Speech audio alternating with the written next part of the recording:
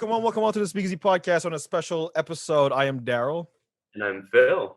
and today's special episode is it's for specific audiences. Yeah. Notably, we have an assignment for one of our film class, today we're going to be talking about editing specifically. We're going to contrast classical Hollywood editing with montage editing using two films in Hollywood, ironically enough. One being Birdman and the other one being Inception. So yeah, Phil. First off, what do you think about editing? Do you think it's it's it's a it's a essential thing in cinema, or what do you think? So uh, I would like to say that if you think about general continuity editing Sure. that's associated with classical Hollywood, what you find is that the purpose is simply to have the shots follow each other and have some sense of continuity, as the title implies. Yes. Um, and then when you look at either Bazin or Eisenstein, you find that they both have a purpose that is more of a relating to their belief system on, for example, Bazin would attribute the image to be holy in some way because he has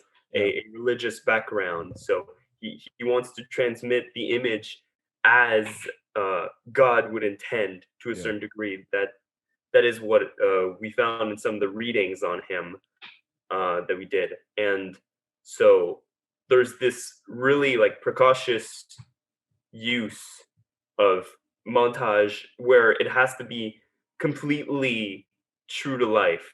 Well, yeah, his whole idea of filmmaking is surrounding around the idea of realism, and he wants basically it sort of applies more towards like documentary type filmmaking, where it's sort of like it's essentially capturing what the scene is as it is, or how life is as it is, and without any alterations to the actual Right. image.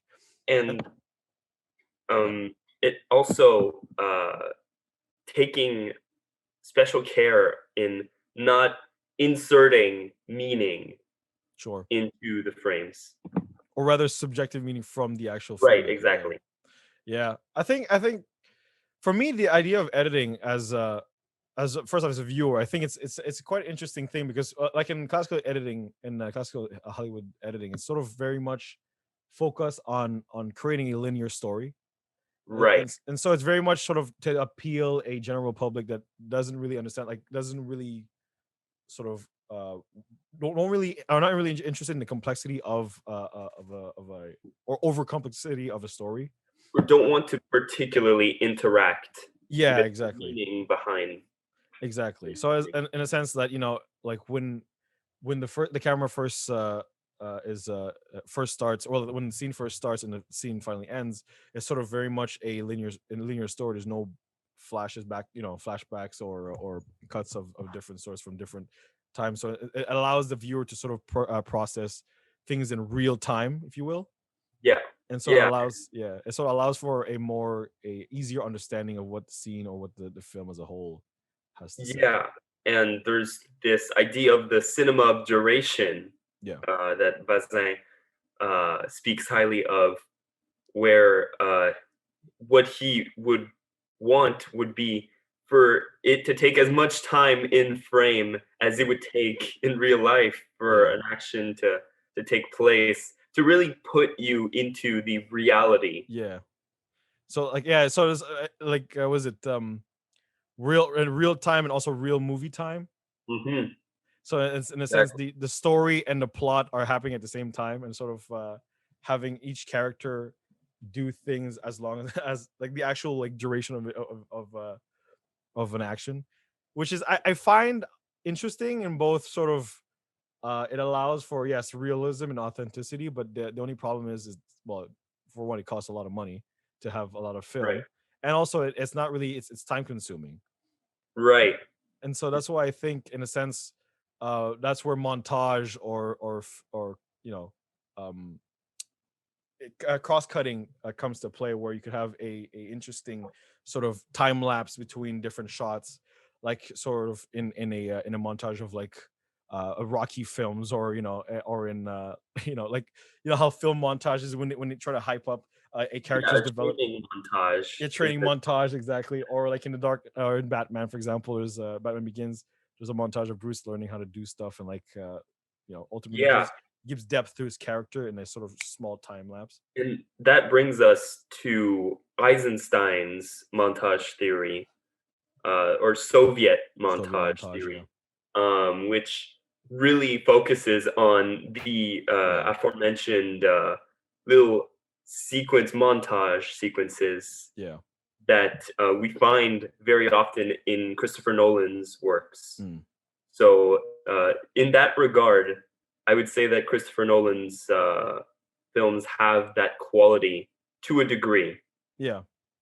of Well, the inserting meaning through the juxtaposition of different frames. yeah, I think he does it in quite an interesting way, because it makes the story not only non-linear, as in like in Inception, for example. His storyline, his sort of, it starts off in the end, then goes back to the beginning, and then it has cut scenes in between the movie, in like in the middle of the movie, of Right, different shots of different scenes in the past and the future, and sort of right, which is a lot more confusing for the audience, but it ultimately gives a more symbolistic approach to each insert, if you will. right. There's more signifiers. There's more of a codifier Yeah. for what you're seeing. And so towards the end of the film, when you as you watch the film, it gives the shot, the in between shots, the montage shots give you more background story to the actual insert itself. So say like in Inception, for example, the what you call that, the pin that he spins, the token that he spins. Right, Ultimately, in the beginning, they explain that, if each person has an individual token, and if if you spin your token and it remains spinning, that means you're in a dream. And so yeah, like cut to the end, when in the epilogue, when the main character goes to see his family, and he spins the token, the token ends up continuously spinning, and then the film ends there. So it gives you a sort yeah. of a sense of, is he in a dream, is he not in a dream? It's a very ambiguous, and so Right, and that whole ambiguity is because of the buildup of the icon that is the little spinny yeah, object that he uses. So in that sense, an icon is an example of semiotics yeah, that we see in film, and I think the the Soviet montage theory lends itself much more to the usage of semiotics throughout the scripts, yeah, throughout the what we see. And meanwhile, I would say that Bazin would much less involve his, or maybe well, radically not have any kind well, of yeah. purposeful semiotics, I think the original intent for Bazin's whole thing is sort of objectivism, or rather a sort of a sense of like, as if, or objectivity, yeah, objectivity of towards or a true subject. to life, Yeah, rather. sort of without any outside influence. Whereas Soviet montage was sort of intended sort of more towards a propaganda approach, to sort of Yeah, associate one thing with another.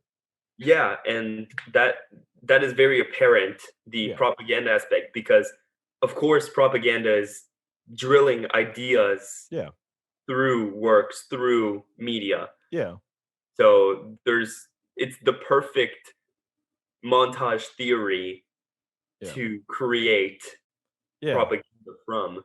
And the key film that we could think of from Eisenstein himself would be Battleship Potemkin, mm, right? Uh, so definitely what we would call propaganda. But yeah, nowadays we have such films yeah. We use it in a more creative approach, as opposed to, in a less, or rather less overtly political yeah, propaganda, but perhaps propaganda in some other manner that's debatable. sure, What I would say is clear is that it's not overtly just used for political. means. Well, yeah, I mean, the same theory from Bazin we could apply to politics, is sort of showcasing, say, someone's day in the Holocaust, sort of Right. showcasing basically the day of a life, of a diary, or of a survivor, say, for example, Right. and I do it in one suppose take. that Bazin Bazin's style of editing would definitely mesh well with a survivor's tale of Yeah, sorts, and ingrains you really into that motion of just trying to survive through an yeah, event. So exactly. And so it brings us sort of to the to our film of choice, Birdman, or we could. Well, we yes, talk of a lot of films that are kind of similar to Birdman, like 1917, that won, yeah, best cinematographer, and also the original. It was the Hitchcock's Rope, that yes, has supposedly 10 cuts in it, that come supposedly, with dissolves and different cuts. So, first of all, well, since it's one of your favorite films, Phil. yes. Yeah. What do you think? What do you think about the style of the film choice, the film language, the lack of editing? What do you think about it? I What I think is that in Birdman, there is very much a subterfuge or a trick, Sure. as we've hinted at, where Yeah. it's not truly Yeah. It's not all a one one. take. It's Yeah. not a one take, but there are many long takes throughout it Yeah. that compose it. Yeah. And meanwhile, there are also very overt moments where a more historied filmgoer could see where the cuts are. Yeah. Yeah. For sure. I mean, And there's some very obvious ones, like the first scene of where he throws the vase onto the wall. You can tell there's a sub dissolve yeah, once he cuts through. yeah, But it's interesting how you do it. They blend the motion with the cut itself. right. So there's very much uh, the forefront idea that is reminiscent of Bazin Yeah. aesthetically, Yeah. but there is a key difference in what is shown. There are many practical and CGI effects Yeah. throughout the film. I'm thinking obviously of later when we see the Birdman Yeah. himself, the superhero Floating flying about. Yeah. above. Yeah. That sequence is completely surreal, Yeah. and so it's not what Bazin would call true to life, Yeah. Yeah. Obviously. right? But yeah, yeah. But it still holds a lot of the aesthetic qualities Yeah. Yeah. of Bazin for most of the runtime. I mean, there's very little shallow focus Yeah. that I've noticed throughout. And it's very much a lot of depth of field. A lot of Yeah, there's a lot of depth, especially when there's characters speaking in the foreground. There's always activity happening in the background, and ultimately yeah, yeah. makes the You get viewer to sort see of. everything. Yeah. It doesn't particularly put emphasis on, oh, he picks up a key or something. There's no Yeah. Yeah. Yeah. it's very much an ensemble view Yeah. in all of these locations. I feel like also the way that they shot Birdman makes it very claustrophobic, in a sense Mm, that what was his name, the main character, Riggin. yeah, yeah. So Michael Keaton's character ultimately sort of is always in the foreground, and the Yes. camera is always super close to his face, as if he's sort of being watched by every single person. And even when he goes through, like, the day in his life or whatever, the sort of the lack of editing in the long takes make it seem as if he's sort of always in a rush. Yeah. He's always like, there's always angst, there's always like sort of it establishes a sort of mood that only a certain way of shooting it could sort of make give an Yeah. emphasis to It it. definitely hints at that cinema of duration that we Yeah. talked about. It very much puts us in his shoes, in the tension Yeah. Yeah. that goes around in his life. Yeah. Especially the So pressure, the pressure that he has to go through, especially with him flopping his latest yeah, just play, performance. and also having sort of having to deal with his kid, especially, and also having to deal with his own issues, and like his in his head is always this sort of character that happens to be lingering about, sort of Yeah, a memento of his past that he can't seem to. to let go of or to move past. Yeah, so I think in a sense, I think editing, sort of having a montage or having a sort of backstory would kind of defeat the sort of the tone, or sort of that would sort of saturate the or desaturate the sort of the angst that his character has, in the sense that if it's Right. constant cuts, it Yeah, kind of like loses the feel that you know. I agree. I think you can't tell that story the way that the audience feels it Yeah, otherwise. It yeah, would feel completely different. We would feel more detached from just Riggin, and we'd probably be uh, as attached or more so to yeah, other things going on, and we would read more into every single scene yeah, rather than reading in the progress of the scenes yeah. and what they mean. And the performances as well of it's very much like a live theater type scene Yeah, where and everyone's walking about and there's always something happening in the background. And yeah, I feel like there is a thematic connection there to theater yeah, that we could see through this linking to duration. yeah. And I also feel the most important aspect of it, because seeing is it is a comedy, it also brings about a more comedic approach to the film as well. Like if they were aiming to make it more dramatic, I guess they would make sort of a background scene, sort of like sort of you'll have a shot of Reagan sort of looking at himself, and then it'll be background, you know, noises, and like sort of kind of like Like a close up with shallow depth yeah, and exactly. And then there's like the very, sound editing would be more sort of designed to have like sort of like it used to be applause, and it just starts to fade away as a sort of yeah, a more contemplative tone. yeah, But instead it tries to, with the music, the sound design, the sound editing in it, yeah, having the drums playing the whole time, yeah, and it being linked to an actual like player somewhere in the theater itself.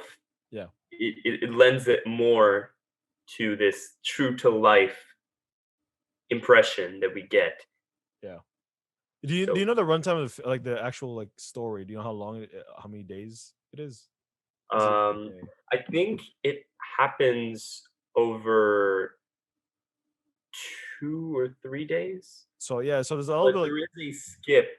yeah, There because is there's some time lapses I remember where like say like there's a transition where like it looks at towards the sky, and then like the next day sort of happens. I think yeah, I think it sort of it sort of gives off a sort of slight of time shift, if you will, towards like right, the film, but it's not a significant shot where it's like like in some films it would be sort of days or years that would pass or right. We whatever don't it cut is. to the next week in a Exactly. very overt manner. It Yeah. still aesthetically produces somewhat the ideas of Bazin. Yet, Yeah. like we've said, if you peer a bit into it, there is this slight disconnect with the philosophy of Yeah. Bazin. Yeah. So it's a modern take, maybe, or Yeah. a more contemporary philosophy with similar aesthetic leanings to Yeah. Bazin. A bit like I would say 1917 It's more I think it's more Bazin towards it, is more uh, purely yeah. Bazin. That's what I was thinking. It's very much sort of the objectivity of it, where like there's literally, as we talked about earlier, the idea of two survivors basically having to cross from one point to another in the middle of a Yes, war, very much so. and having to go through the cascade of dead bodies, of like going through the trenches where there's bombs and all that stuff, and Mhm. actually seeing the struggle that they go through. It Right, makes you sort of, as an audience member, it makes you feel like you were part of their journey, you're there with them. right, And so right. you feel the angst, that when they feel the angst, you feel the excitement, you feel the rush, you feel the danger. Yeah, And so it allows for a more realistic point of view of, like, say if you were in the battlefield and there were bombs right, hitting you, falling down, you don't know where they're gonna land, and so you're right, right. constantly sort of like, damn, I'm gonna get, you know what I mean, you're constantly Yeah, yeah. paranoid. Very much so. A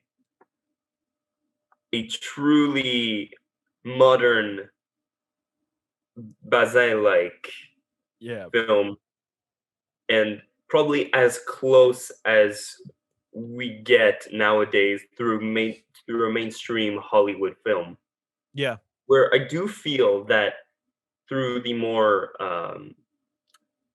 art, or the more what we call art house, sure. uh, would like to embrace these aesthetics, Yeah, these kind of counter cultures of sorts yeah, to continuity editing of classic Hollywood. yeah. So I do think we still see those every now and now we see them more through some Modern. larger companies. Also, I feel like it's also like a certain challenge that they want to achieve as well, kind of like trying to, because obviously it's a one take. So if you fail the performance, you have to redo the actual scene itself.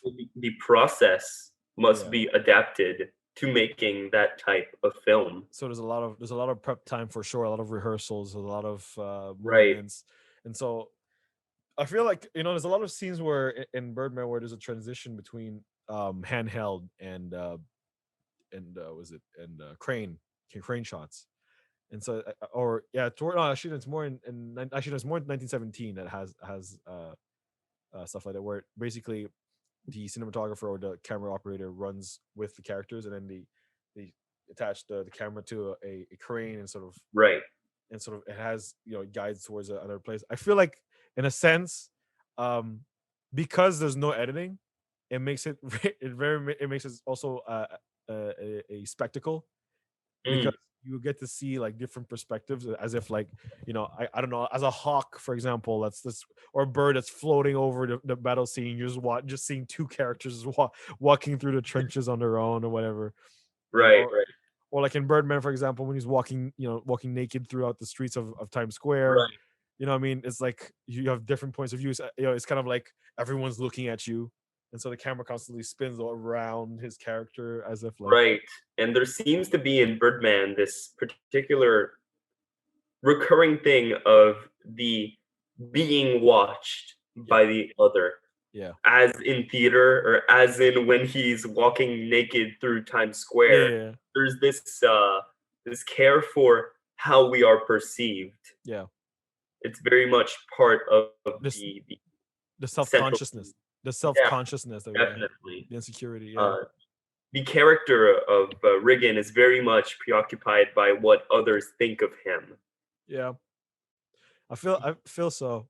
Yeah, I think the only downside for actually not really, it's not really a downside, but it's more sort of the idea, the continuity editing, or like the one take, the seamless one take, sort of cannot really give off a sort of I guess a more subliminal thought process, seeing as you basically see everything that goes around the scene.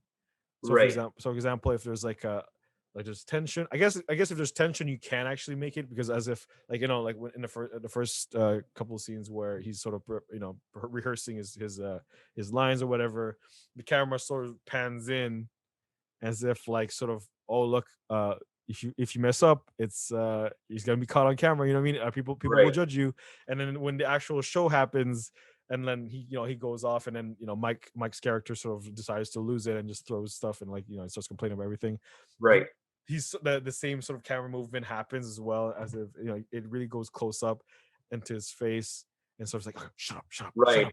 To a degree, this is another example of something that is not Bazin like, Yeah, in that the framing is not static. yeah, It's very much in movement.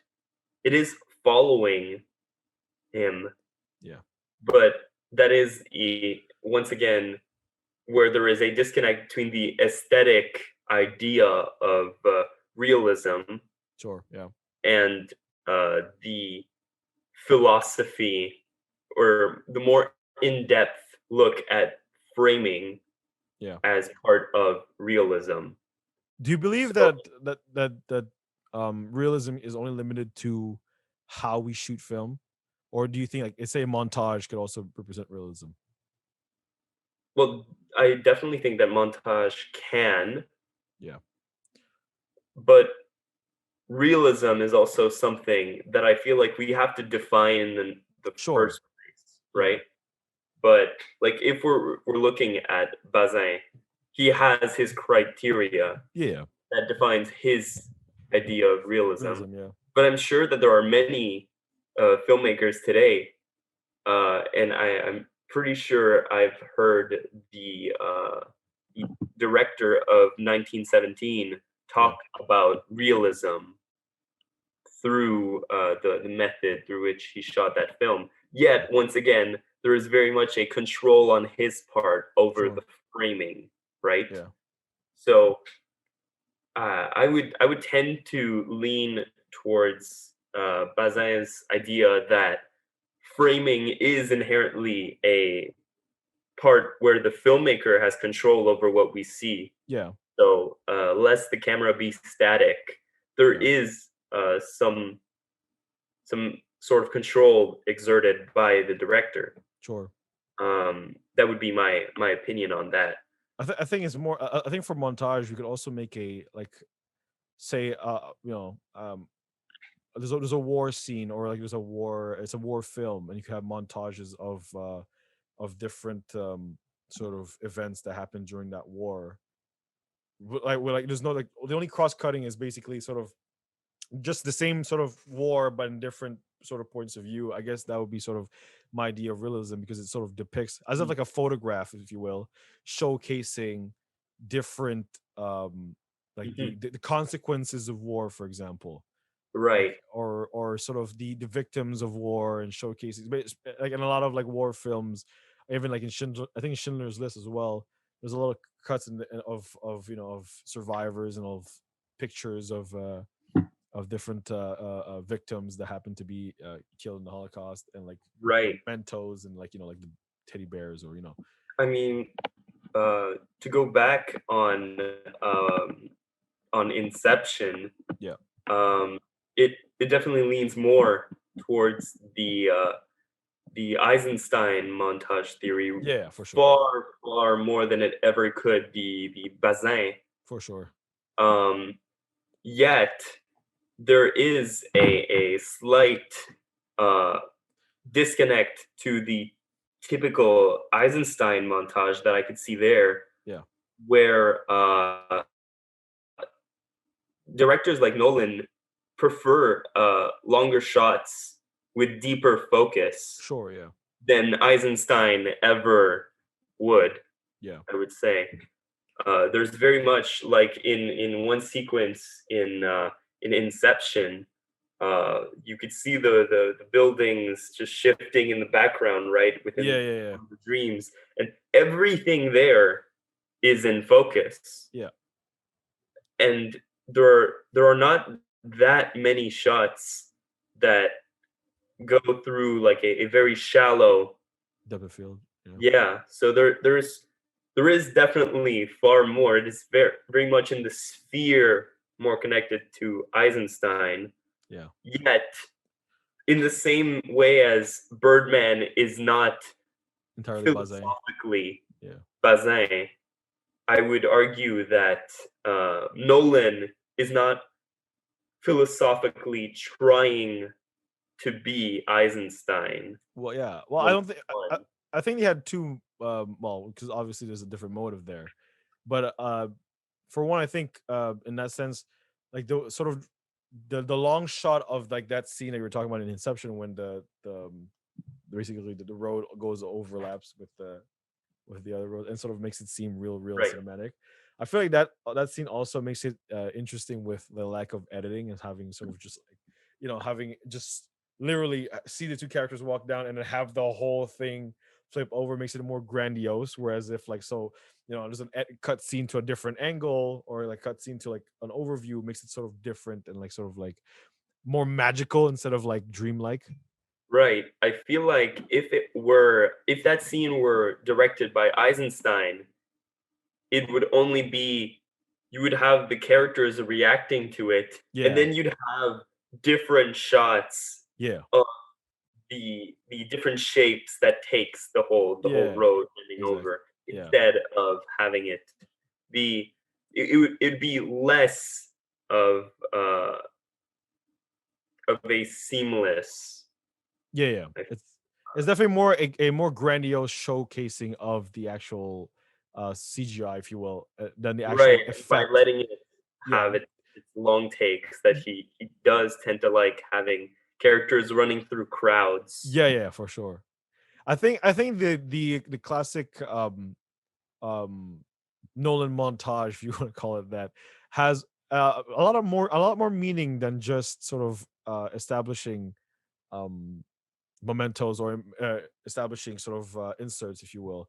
It's more it also sort of creates tone and also creates more backstory towards the characters, like in the sense of, of what is it, an Inception, for example. The main character has constant flashbacks of his family and was it Mao, Yeah, sort of having, you constantly see her in the background, sort of like, and then you see two kids. You're like, okay, what is going on? Is this a past? Is this the future? You don't understand. Are these kids dead? Are these kids alive? It right, sort of keeps you guessing, and then as the film goes, you realize that he just sort of cannot see them because of some sort of um hindrance of, I guess he couldn't get into the country or something because of a crime.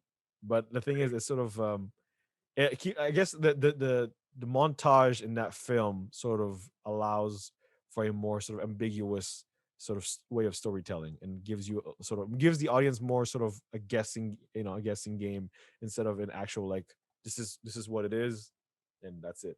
You know what I mean? right. Uh, One thing I would like to ask you is relating to the two central characters of Birdman and of Inception, Sure. respectively, Yeah. um, and how these montage and these editing techniques Sure. change our perception of them. So I'm thinking about Riggin and Cobb, respectively, for these films. I think for Cobb is more sort of like I said earlier, it was sort of with Riggin, you see it in more comedic aspect towards it. So the way like the lack of editing makes it more sort of like it also gives a sort of flair for the dramatics when you see him sort of like lashing out, and just like it's just a constant like turmoil where the camera just turns around. Whereas with Right, Cobb is a more subtle tension. It's right, like it's sort of like he goes about his day and then he stops and then cuts to like a flashback scene, and you're just like, right. okay, something's going on here. We just don't know what it is yet, but we'll find out. Whereas with Riggin, we instantly know what's going on. We are Yeah, I think we know Riggin more intimately because of exactly, the editing style specifically. exactly, I think we get this proximity to him that we would not have, or we wouldn't have the depths of his every action or of his mind to a T. yeah, Whereas Cobb, because of the non-linearity, because of the yeah, cross-cutting, because of the montage that yeah, Nolan is known for, um, there's very much this. What is the idea that Cobb is trying to accomplish? yeah, We're not necessarily privy to that immediately, yeah, and we're not necessarily privy to anything with absolute certitude. yeah. It's a very much a guessing game of what may Right, happen. I right. mean, what do you think? What do you think about the non-linear storytelling of Inception? Like, how Mm, do you find it more confusing? Do you find it more interesting, as in, because it gives you the ending in the beginning, and then it sort of reverts back to the ending in the end. So right. also at the Um, same time, like there's like multiple dream sequences are happening at the same time, and but yeah. so yeah, Um, I enjoy this this style of nonlinearity yeah, for that type of story. I think that it has a thematic importance. I feel like, mm, and I feel like that's also relevant to many of his works, where non-linear storytelling is used, but as a not just as a gimmick of sorts, hmm, although it can be yeah, maybe what we could define as a gimmick, but I think it also holds a thematic value. Yeah. I of feel in a lot of those stories, like in Inception, knowing what is real and what isn't, yeah, or what is a dream and what isn't, yeah, is part of yeah. The actual theme the of the appeal and the story. well, that's why I think, because when you're dreaming, like there's always like different places. You're like your dreams are always like a bunch of different locations meshed together, and so you don't really know what's going on. There's no real structure to them. So I feel like the way that they edited Inception really sort of gives the emphasis of how a dream sequence happens really in real life, in a sense that when you dream, nothing really has like it's not as like what is it, 5 minutes in real life is like an hour in your dream. Right. So the time correlation is very different, and then when you add it on, it sort of makes a lot of sense or I no feel like sense at all. almost a reference to film time versus real time. Yeah, I feel like it's almost a tongue-in-cheek gag or reference to the fact that yeah. there is no there is no clear Yeah, one for one to real life. like like a 5 minutes in the film's like a year in story time. Right. It's like deliberately through the text drawing a line in the sand saying, "No, we're not crossing the border of Bazin. Yeah, We're not gonna attempt." yeah. It is like almost explicit, I would say. Yeah, well, I think it's more of a mix. It's a mixture of both classical Hollywood editing, but also having a flair for montage, and that's why I enjoy for like the new modern Hollywood cinema, is that it's not really, it's more of a puzzle game, if you will. Mm, It gives you have the story, they give you the blueprint of the story. You can watch it as it is. Like if you're an normal audience, you can watch the film. Granted, with Inception is very much exclusive to people who don't like, who really love cinema, because most viewers who watch Inception don't really understand what the film's about or well, what's going on in the that's a film, common which thing makes that we sense. hear. That's why in a sense, a sort of linear storytelling is a lot sort of more appealing to common viewers, because it's very much easier to digest. Whereas like non-linear films, you're kind of like, what's going on? Is this, well, how did it what is going on, Right, right. I think non-linearity in the narrative Yeah, in a is narrative sense, yeah. more easy. Though I would argue that a more Eisenstein-like approach for for example, having two shots that are definitely not filmed at the same place Yeah, yeah, but connected is yeah, still quite um, does not challenge necessarily yeah, more so the viewer, as it works in the subconscious yeah. rather than consciousness. But also, I think it also brings a more also brings a flair to like the gravity of the situation, or sort of gives more emphasis towards an action. Like say when they press the bomb, or when they tilt the characters so they wake up at the same time. Like Right, they all do it in the same like in a sequence, so it cuts from the first dream sequence to the second dream sequence to the third dream sequence. And so like sort of the element of repetition sort of brings a sort of a rhythm, a film rhythm to right, the story. And so like sort of when that rhythm breaks, like now you feel like you're in a whole different story. Like when sort of Cobb ends up in the beach or somewhere, right. and he wakes up alone, and like he finds what's his name, the Japanese guy, Saito? yeah, when he finds his character sort of there, he's like, what, how did you end up here? And he's like, yeah, it's been I don't know how long has it been since I've seen you. It's kind of Right, an interesting sort of, a mind game sort of, but like there's a rhythm to it, right, and so I think, yeah, it gives a sort of flair for dramatics, and sort of it gives an emphasis to a certain action. right, right. It definitely has a gravitas Yeah, that it which is the intention of the filmmaker once again imposed. yeah, So it's the will of the filmmaker yeah. that enters the viewer's perception. Yeah, yeah, exactly. Well, speaking of film rhythm, what do you think about sound editing. So Mm, so specifically in Birdman, the beginning of Birdman, as the sort of the title sequence happens, you hear sort of drums and sort of, right. there's like sound editing in it before the actual scene happens. So what do you think? Do you think it gives a sort of an idea to the audience what they're expected to see, or what they're expected to? What do you think about the sound So editing? I think that Birdman is a film that really plays with whether the music is diegetic or Or not non-diegetic. yeah. I think it's a film that exemplifies that, where there's this uh, there's this idea when it starts before you see anything, right? Yeah. Uh, then it seems non-diegetic at that point. Yeah.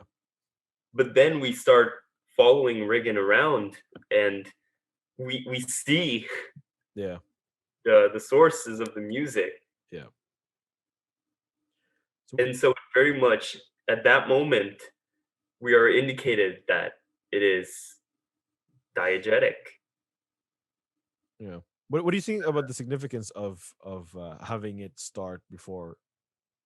Do you think it's like a Well, sort I of? think it's part of that trick of Yeah. making us wonder whether it is diegetic or not, and I think it sets the stage, so to speak, for Yeah. the rest of the film, where we're going to be having that same drum following us around or Yeah. leading us around the area. Also, I think it also sort of sets the rhythm of the story, because like the drum beat also matches how Riggins like pacing back and forth and how fast Right, he is. So in a sense, it sort of already brings you the anxiety before it actually shows you what it is. And so like right, when the actual scene happens, it's sort of like, okay, maybe this anxiety has been going on for a while now. Maybe that angst has been, right, it's not like it's not like it starts, like it right. starts as The the film the starts. film is very much just It's step into this guy's life Yeah. for a day or 3 or something like It's that, capturing a moment in his life and but it's showcasing it. not like saying this is the beginning of his story. Yeah. It's just saying now we start looking at him, Yeah. almost almost like a documentary like Yeah. Documentary. Yeah. idea. Um, and yeah, I do think that the play with diegetic and non-diegetic is relating to the story aspect Yeah. of what is real and what is part of Riggins' fantasies, Yeah. because we see these fantasies take life Yeah. in the narrative, which breaks the Bazin inspiration Yeah. or Inspiration of reality, if you will. exactly. So it has this break towards the end, similarly to how you said that there was a break in Inception's pacing somewhat. Yeah. Well, in this case, it's more of a stylistic break Yeah. of making an obvious, and it happens around the climax Yeah. of well, at the climax even, when Riggin shoots himself, Yeah. and we get a whole moment of his fantasies going wild. Yeah. I think it's also sort of like seeing his life flash before his eyes as well. Yeah, And so it gives a like that break in rhythm also brings a like a sense of like freedom, if you will. Like in that right, moment, he sort of feels sort of relieved, like he sort of like all this burden, all this weight has just been lifted from his shoulders. right. He metaphorically he flies off, and Yeah. then he's freed from the weight Yeah. in a sense. I feel the same way for Nolan's films, where he often uses, like, towards his epilogues, he'd often use voiceovers to sort of narrate a bunch of Right, of cutscenes. Notably in Interstellar, for example, is the same thing, and or in, well, most of his films. I think even in Inception, but Inception is more, it's less of a voiceover. It's more of a actual like montage of him going through airports, and then having the actual, it's a visual representation. But right, saying like the Dark Knight, for example, where he sort of, when Batman goes off into the night and gets chased by the police officer, it's kind of like it hints as a sort of like we know as an audience that he's not a bad guy, but Right. it's more of a subtle hint that he needs to be this sort of bad guy to represent Right. for I mean, peace to happen. we have a character in the story, James Gordon, in that film, Yeah, explicitly say that yeah, to make it clear. So that is very much like his stamp, yeah, and Nolan showing, if not his stance, the stance of James Gordon, yeah, yeah, yeah. even if the images are a montage. Yeah. So yeah, it also like sort of showcases how him running away makes it seem as if like he's guilty, but then like towards the end Right, he just sort of flies over into the night as if like with his bad part and sort of as if like he's still a hero to everyone else. You know what I mean? It's like a right. dramatic. It's sort of like it's a spectacle. It's not really. It's not real. Yeah, Same thing with like like in Interstellar, for example, his ending piece is sort of like how uh granted there's still like this all of these montages of places of of each characters finding their own conclusions. There's still a right, wonder of what happened in between these two moments where he enters the black hole, or before that, or what happens in between, right. because of the time lapse. So it gives you a sense of wonder. Yeah, So it's less of a realism, but also more of it makes you reflect in a sense. which is very much uh, Eisenstein or Yeah, Eisensteinian, yeah, if that's the in a correct way of sense. saying it. Very much ingraining ideas. Yeah, it's more of associativity, sort of saying, well, here's one, here's element A, here's element B. What do Yeah, you so think? this is the Batman running, Yeah, and then this is Gordon justifying this. yeah. So you put them together and you understand. Then you understand. That's why Um, I find it interesting how like the original techniques, the intent of the techniques often sort of fade away, but the techniques itself are used right, for exactly. The philosophy behind them has faded out of style and is yeah, less seen is not seen in blockbusters so much, yeah, but blockbusters and the like in Hollywood does take inspiration. Every now and then there are films that come out yeah, that have clear leanings yeah, toward one of these styles, as yeah. seen through these Birdman and And Inception. Inception. Or it's more of a it's quite a interesting contrast, because ultimately it's just one aspect of film form. It's Right, editing.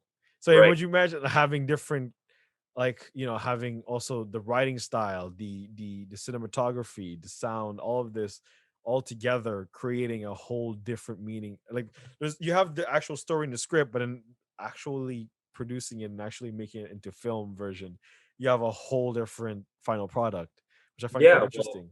I would argue that in the first place, we talk about adaptation a lot when we talk Yeah, about film. I think that's because adaptation is intrinsic to most of film, because film is the adaptation of a a script. script, Yeah, which is a written document. yeah, So, in the first place, most filmmaking processes yeah. include an Adaptation. adaptation. Yeah. So it's So, yeah. And that's why I like the great thing about it is that you don't like, even you as a filmmaker, you don't know what the final product will show. It's kind of like right, as right, you go, like you think that the idea is going to be there, you have an idea in your head, but then the final right. product is completely different from your idea. You're like, oh, this is actually quite better, I didn't see this. And so, and also obviously as a film goer or as an audience member, you'll interpret scenes, and you'll interpret the film differently from the actual filmmaker. And Right, so I feel like, say for us, when we watch a Birdman, for example, we interpret it in one way, but someone else will just find it sort of just like, right, right, was this what was the point of having one take? Doesn't really change anything. Or right, it's just, it's just make it more fancy, or it's just, what or if you watch right, right, Inception, is like, a lot of comments from Inception is like, it's so confusing, right. like it's very sort of, it looks chaotic. There's no organization to the story, but yet there's very much complexity but a simplicity as well of it. Right. Well, when a film with a somewhat of a long take gimmick is released, Yeah. that's the thing. It's attributed as being somewhat of a gimmick Yeah. without much thought or conversation relating to the influence of film history or of film aesthetics, Yeah.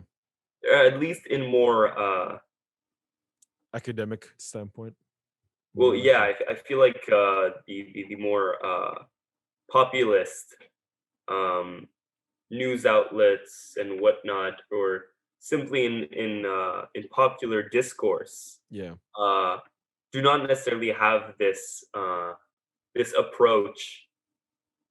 mm, If maybe that is due to the accessibility sure. of that information, maybe, but there seems to be more of a consideration of the long take being somewhat of a gimmick Yeah, or it's sort of nowadays. misunderstood. It's more of like an aesthetic choice than a well, it is an aesthetic choice, but it It is, also but there's other benefits to it as well. right. It has a purpose Yeah. in itself. Especially like if especially as a filmmaker, if you want it specifically made that way, there must be a reason aside from just, you know, because it Right. looks good. You know what I mean? Right. Especially if it's a big hassle trying to, make a one take that lasts like 15 minutes of just like characters moving about. So Definitely. It's somewhat of a whole different production process yeah, once again. When you decide to make that, you need a different schedule yeah, than you would 100%. otherwise. Yeah. Well, yeah. So I guess we end that there. I think we, Yeah. we covered the basic grounds of the difference between classic continuity editing or more Bazin style editing with montage, Eisenstein style editing, and we've sort of compared it with more modern films, if you will. Right. I hope this was somewhat entertaining and educational, Yeah, uh, and which is the perfect blend for very me. blend. Yeah, I hope that we've made the differences between the Soviet style, between Bazin style, and traditional yeah. continuities editing clear. And But yeah, yeah, I think we're gonna have this air as well. So if if you watch this, what do you guys think? As a normal film viewer, what do you guys think of editing, and do you feel that the style of editing affects the way you watch a film, how the way you interpret a film, or does it sort of doesn't really matter? Is it an important aspect of your film experience? Let us know in the comments. We'll have it linked down below. Well, check us out on the Speakeasy podcast. Check out our own films as well. Yeah, I'm Daryl, and I'm Phil. and see you next time. Yeah. See ya.